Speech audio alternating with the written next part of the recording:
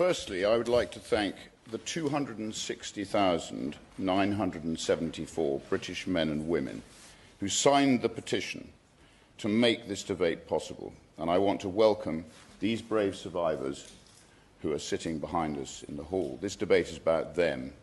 As you quite rightly say, it's not about politics. I want the world to hear what we heard during the 2 weeks of our independent rape gang inquiry hearings, an inquiry that should never have needed to happen.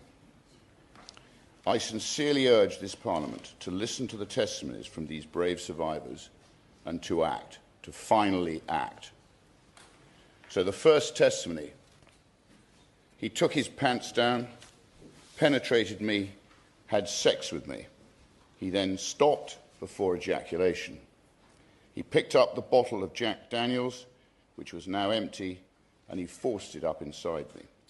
He broke the glass while he was there. At that point, I was about 12, nearly 13. Another testimony: I was held down by the men as they each took turns to orally and vaginally rape me, taking it in turns to pin down my arms and my legs.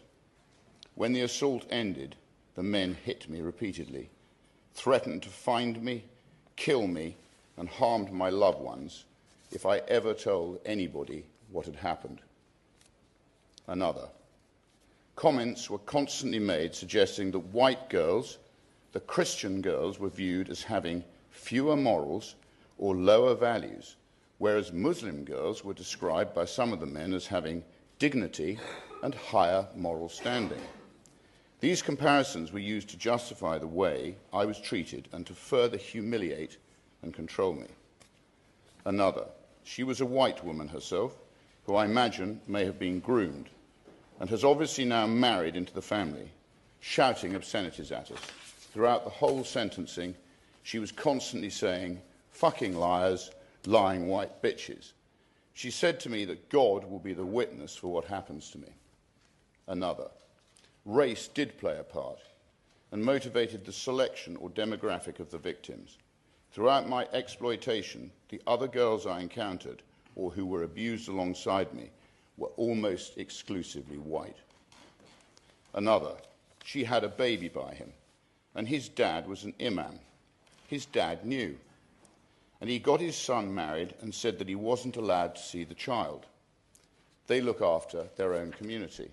Another: over the course of the abuse, I was raped by multiple police officers in different parts of the country.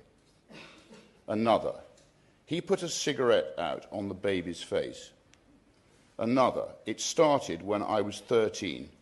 I was raped by probably about 600 or 700 different men over 3 years. Another: they would toot the horn of the car, and then a child would be taken to the front door by a staff member of the children's home.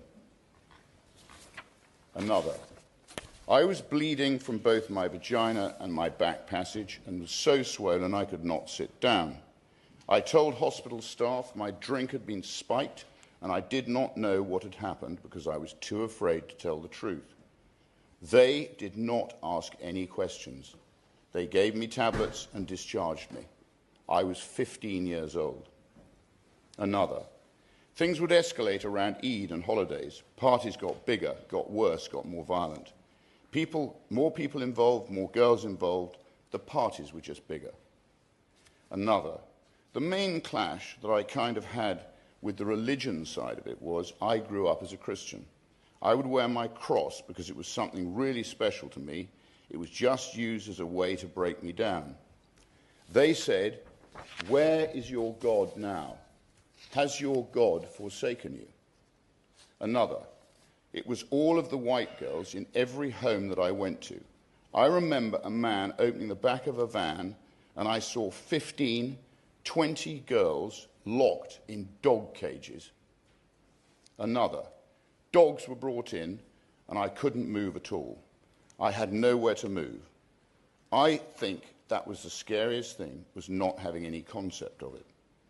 There were men around me, not horrified, not disgusted, not helping, but filming and laughing. making bets on whether the dog could actually rape me or not. And yes, I was raped by a dog. The man just held my face, stared me down straight in the eyes, and he wanted to see me break, and he did. Another, I just want it to stop and not happen to any other children, and for people to actually act, to do something, and stop being so scared. I could continue for hours and hours. All of us in this building have a responsibility to finally act. Not to talk, but to act. Our Rape Gang Inquiry report will be released in the coming days. It will change Britain for good. Thank you.